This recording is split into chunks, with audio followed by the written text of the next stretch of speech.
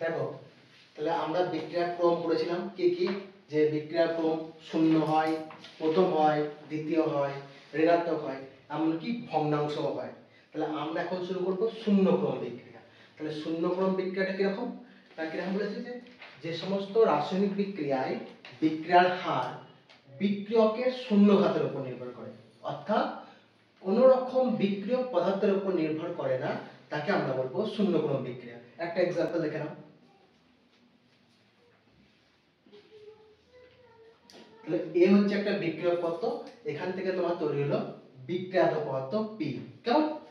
তাহলে এর বিক্রিয়া হারটাকে কিভাবে লিখছি, রেটটাকে আমরা আর দিয়ে লিখি। তাহলে আর সমান হার ধ্রুবক কে থাকে ইনটু কনসেন্ট্রেশন অফ, এই যে গাঢ়ত্ব, একে এইভাবে লিখি থার্ড ব্র্যাকেট দিয়ে, হচ্ছে এর শূন্য ঘাতের উপর নির্ভর করে, অর্থাৎ টু দি পাওয়ার 0।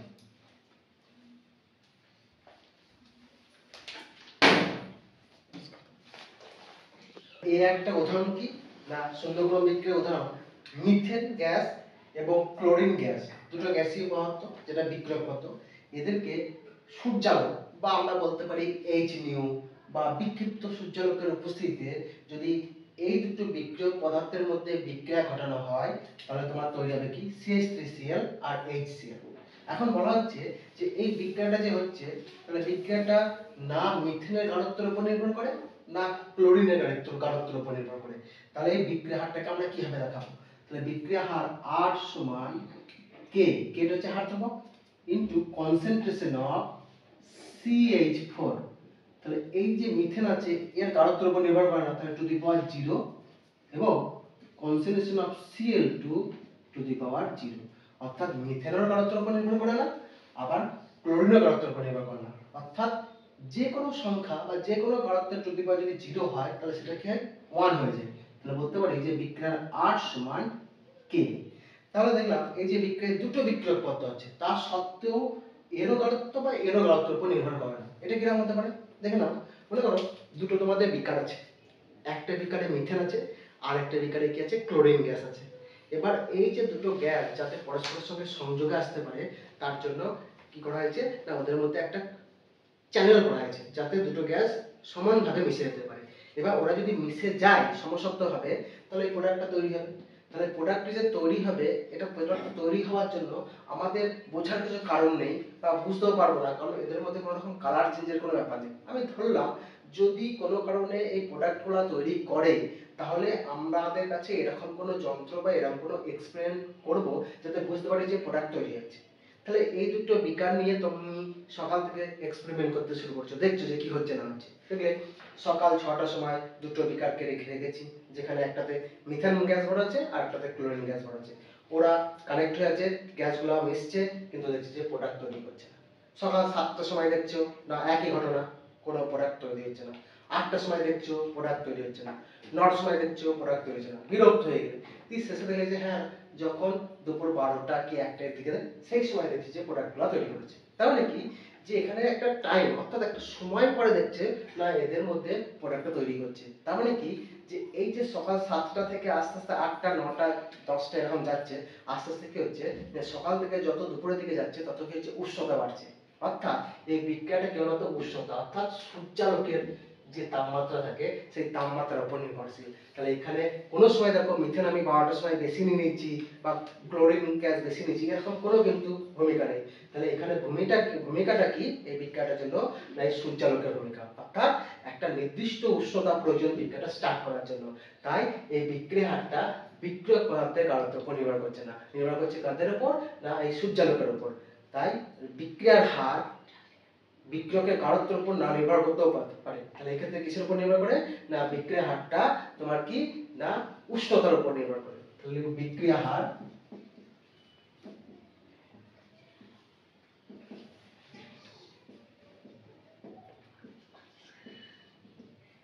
উষ্ণতার উপর নির্ভরশীল।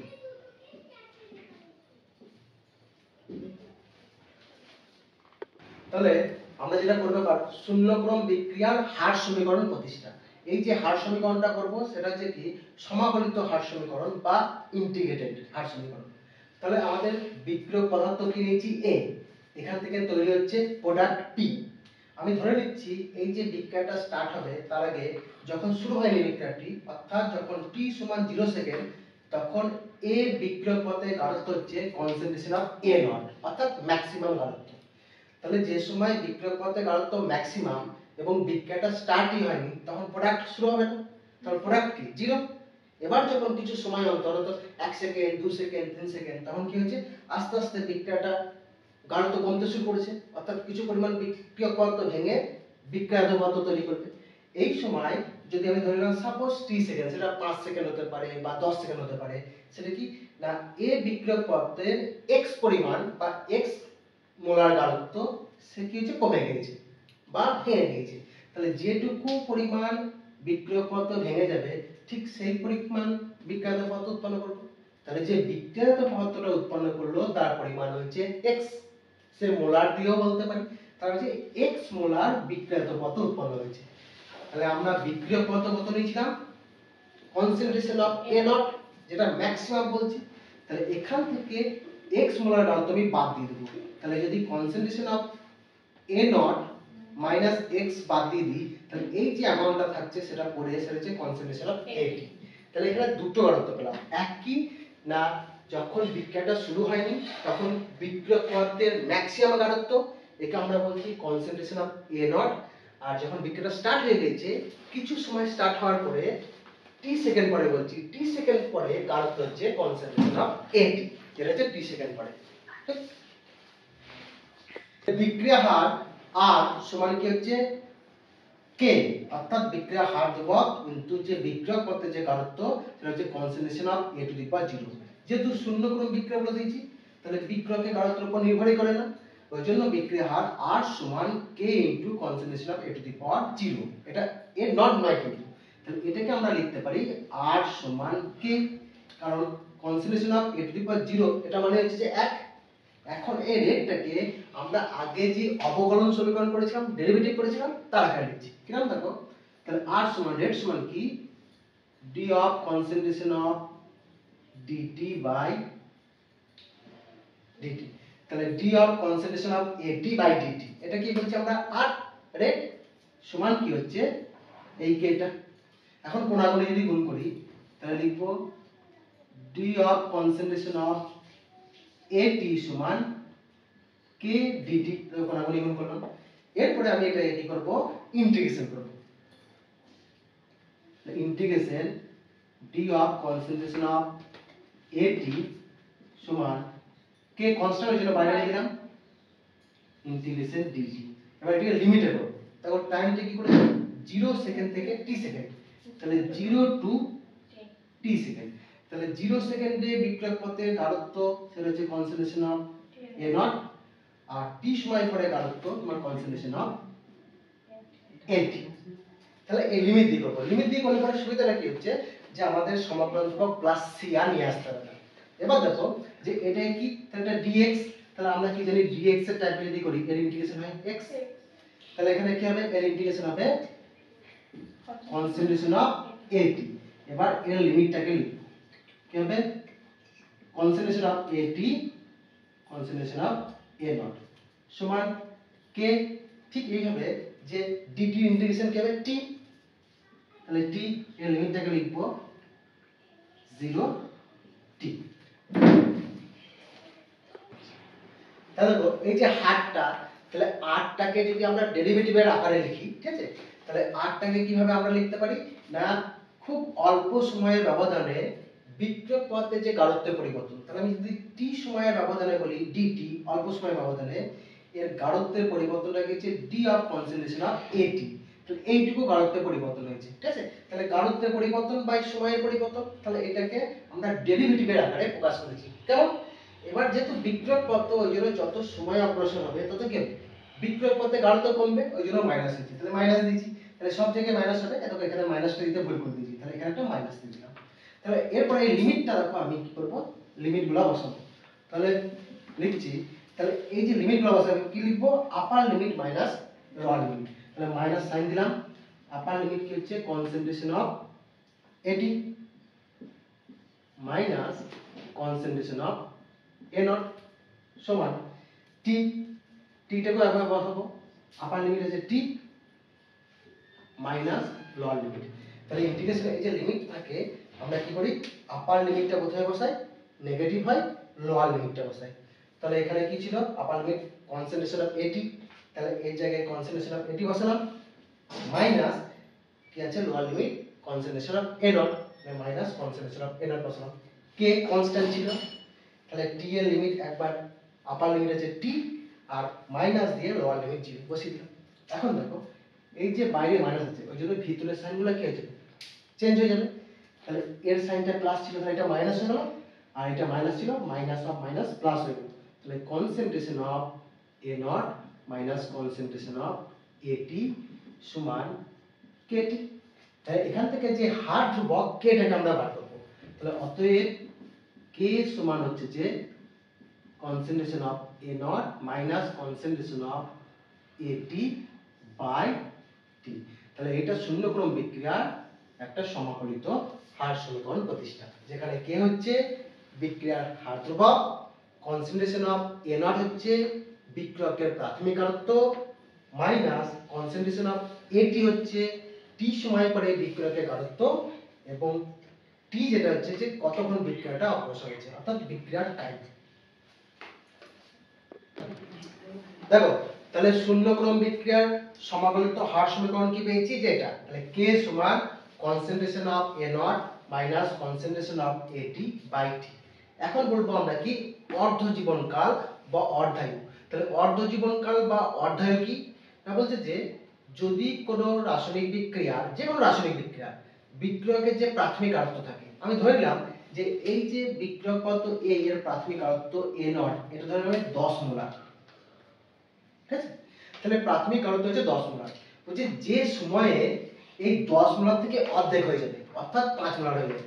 তাহলে কোনো নির্দিষ্ট রাসায়নিক বিক্রিয়া বিক্রিয়কের গাঢ়ত্ব যে সময়ে প্রাথমিক গাঢ়ত্বের অর্ধেক হয়ে যায় তাকে আমরা বলবো অর্ধ জীবনকাল বা অর্ধায়ু। তাহলে এখানে দেখো এটা কি লিখেছি, যখন টাইমটা t সমান t হাফ, t হাফ মানে অর্ধেকটা টাইমটা আমরা কিন্তু অর্ধায়ুটাকে আমরা এইভাবে দেখাই, তখন কি হবে এই যে t সময় পরে যে গাঢ়ত্ব তাকে বলবো কনসেন্ট্রেশন অফ AT, এটা কি হবে না প্রাথমিক গাঢ়ত্ব থেকে অর্ধেক। তাহলে এটা যদি A নটটা যদি আমি 10 বলে দিই তাহলে 10 বাই 2 মানে 5, মানে এর অর্ধেক হয়ে যাচ্ছে। সেই অর্ধেক যে গাঢ়ত্ব তাকে আমরা বলছি কি কনসেন্ট্রেশন অফ AT দিয়ে। তাহলে এই যে গাঢ়ত্বটা অর্ধেক হওয়ার জন্য যে সময়টা লাগে তাকে আমরা বলবো t হাফ। এখন আমরা এই হার সমাকলিত হার সমীকরণ থেকে অর্ধায়ুটা বার করব। তাহলে আমরা কি করব, যে t যেহেতু বার করব তাহলে t টাকে এখানে লিখব আর k টাকে এখানে লিখছি। তাহলে আমরা কি করছি দেখো ক্রস মাল্টিপ্লিকেশন, তাহলে t টা এখানে লিখলাম, k টা এখানে লিখছি। তাহলে t লিখতে তখন শুধু হবে না, এখন t এর জায়গায় কি লিখব, t হাফ লিখব, t এর জায়গায় t হাফ লিখব, আর কনসেন্ট্রেশন অফ AT জায়গায় কি লিখব, concentration of A naught by 2। তাহলে সেটা দেখো লিখছি, তাহলে কি লিখছি t হাফ সমান concentration of A naught minus AT জায়গায় কি লিখছি দেখো concentration of A naught by 2 by k। তাহলে এখানে কি দেখো কনসেন্ট্রেশন অফ A naught, এখান থেকে আমরা যেটা বিয়োগ করছি সেটা হচ্ছে concentration of A naught by 2, অর্থাৎ যদি আমি এখানে দেখো concentration of A naught common নিই তাহলে এখানে কিছু না এখানে 1 পড়ে থাকছে আর এখানে হচ্ছে যে হাফ বাই k। তাহলে 1 মাইনাস হাফ, 1 থেকে যদি হাফ বিয়োগ দিই তাহলে হচ্ছে হাফই হয়। তাহলে এটাকে লিখতে পারি আমরা concentration of A naught by 2k, অর্থাৎ t হাফ অর্ধায়ু সমান concentration of A naught by 2k। তাহলে এটা হচ্ছে অর্ধায়ুর সংকেত বা অর্ধায়ুর সমীকরণ। তাহলে দেখো শূন্যক্রম বিক্রিয়া অর্ধায়ু কি পেলাম না t হাফ সমান concentration of A naught by 2k। তাহলে এই যে 2k এগুলা কি কনস্ট্যান্ট, তাহলে t হাফটা কার সঙ্গে দেখো সমানুপাতিক হচ্ছে কনসেন্ট্রেশন অফ A naught। তাহলে এখান থেকে আমি আরেকটা বলতে পারি যে অর্ধায়ু t হাফ প্রপোর্শনাল টু বা সমানুপাতিক কনসেন্ট্রেশন অফ A naught। তাহলে এখান থেকে কি আরেকটা আসতে পারে সিদ্ধান্ত, যে কি শূন্যক্রম বিক্রিয়ার অর্ধায়ু বিক্রিয়কের প্রাথমিক গাঢ়ত্বের সঙ্গে সমানুপাতিক। তাহলে যদি বিক্রিয়কের প্রাথমিক গাঢ়ত্ব যদি বাড়ে তাহলে কি হবে, অর্ধায়ু বাড়বে। যদি প্রাথমিক গাঢ়ত্বটা কমে যায় তাহলে অর্ধায়ুটা কমবে। মনে করো একটা বিক্রিয়া যেখানে বিক্রিয়কের প্রাথমিক আয়ত্ত ছিল 10 মোলার। তাহলে তার অর্ধায়ু যদি 10 মোলারের জন্য প্রাথমিক আয়ত্ত যদি 10 মোলার ছিল, তার জন্য যদি অর্ধায়ু ছিল 30 মিনিট, তাহলে আমি বলবো এখন গাঢ়তা যদি 20 মোলার হয়ে যায় তাহলে কি হবে, টি হাফ অবশ্যই এর থেকে বেশি হবে, অর্থাৎ 30 মিনিটের থেকে বেশি হবে। সেটাই বলতে চেয়েছে, অর্থাৎ শূন্যক্রম বিক্রিয়ার অর্ধায়ু বিক্রিয়কের প্রাথমিক গাঢ়ত্বের সঙ্গে সমানুপাতিক। তাহলে দেখো, তাহলে এই যে শূন্যক্রম বিক্রিয়া, এটা সম্পূর্ণ হওয়ার জন্য যে সময়টা লাগে সেই সময়টা বার করবো। তাহলে যদি বিক্রিয়াটা সম্পূর্ণ হয়ে যায় তাহলে আগে অর্ধায়ের জন্য টি হাফ লিখছিলাম, তাই যদি সম্পূর্ণ হয়ে যায় ওই জন্য টি 100% লিখছি। তাই যদি সম্পূর্ণ যদি হয়ে যায় তাহলে সেই টাইমটাকে আমরা কি বলবো, যে টি 100%।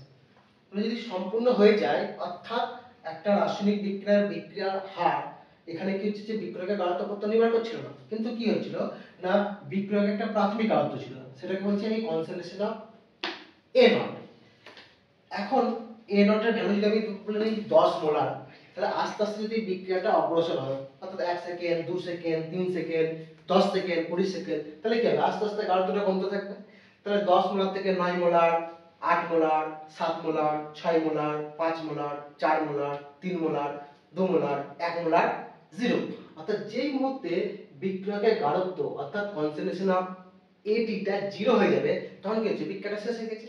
তাহলে সেই শেষটা হওয়ার জন্য যে টাইম, তাহলে কনসেন্ট্রেশন অফ এটি অর্থাৎ কি সময় পরে যে গাঢ়ত্বটা থাকবে সেটা 0 হয়ে যাবে, মানে কোনো আর অবশিষ্ট নেই, সেই টাইমটাকে বলবো আমরা টি 100%। এইটাকে আমাকে বার করতে হবে। এবার দেখো আমরা হার সমীকরণটা পেয়েছি, কি পেয়েছি না টি সমান concentration of A not minus concentration of এটি বাই কে। তাহলে এখানে আমি ভ্যালুটা বসিয়ে দেবো। তাহলে টি এর জায়গায় কি বসাবো, দেখো টি এর জায়গায় আমরা বসাবো টি 100% সমান concentration of A not minus concentration of এটি, এটাকে কি লিখবো না 0 বাই কে। তাহলে বলতে পারি যে টি 100% সমান concentration of A not by কে। তাহলে এটার উপর ডিপেন্ড করে। দেখো তাহলে এখন একটা করবো শেষ মুহূর্তে, যে অর্ধায়ু টি হাফ আর যে সম্পূর্ণ শেষ হয়ে যাওয়ার জন্য যে টাইম টি 100% এর মধ্যে একটা সম্পর্ক করবো।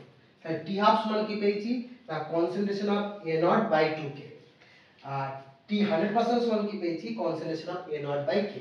তাহলে আমি এই ইকুয়েশনটাকে যদি একবার লিখি, দেখো যে টি হাফ সমান concentration of A not by k into half লিখতে পারি। এখন দেখো এই যে concentration of A not by k এর মানটা হচ্ছে টি 100%, বার করেছি।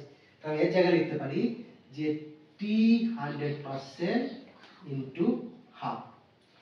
অতএব যে এই যে দুইটা আছে, দেখো দুইটা যে কোণাগুণি গুণ হয়ে যাচ্ছে, তাই বলতে পারি যে টি 100% সমান 2 ইনটু টি হাফ। তার মানে কি যে বিক্রিয়াটা কমপ্লিট হয়ে যাবে যদি দুটো অর্ধ জীবনকাল ক্রস করে। মানে প্রথমে 10 মোলার ছিল,